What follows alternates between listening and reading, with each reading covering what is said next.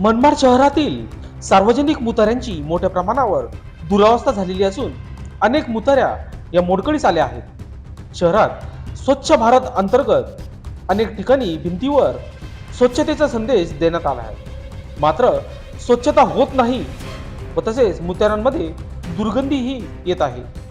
या सगळीकडे पालिकेच्या संबंधित विभागाचे दुर्लक्ष होत आहे।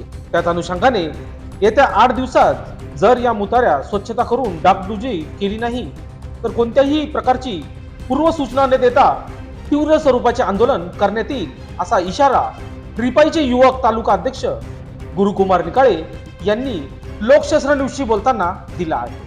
मनमाड शहरामध्ये तत्कालीन आमदार माधवराव गायकवाड यांनी संपूर्ण शहरामध्ये येणाऱ्या जाणाऱ्या नागरिकांच्या सोयीसाठी जागोजागी सार्वजनिक मुताऱ्यांची व्यवस्था केली होती। आज शहरामधील मुताऱ्यांची व्यवस्था अतिशय हे झालेली आहे, तरी नगरपालिकेचे याकडे लक्ष नाही आहे। काही मुताऱ्या तर चोरीला गेलेल्या आहे, तरी संबंधित मनमाड नगरपालिकेने याची तात्काळ दखल घेऊन तात्काळ ह्या सार्वजनिक मुताऱ्यांची चांगल्या पद्धतीने बांधकाम करून शहरात येणाऱ्या जाणाऱ्या नागरिकांसाठी सुविधा उपलब्ध करून द्यावी, अन्यथा रिपब्लिकन पार्टी ऑफ इंडियाच्या वतीने तीव्र स्वरूपाचे आंदोलन हाती घेतले जाईल याची नोंद घ्या। लोकशास्त्र न्यूजसाठी नांदगाव प्रतिनिधी अनिल धामणे।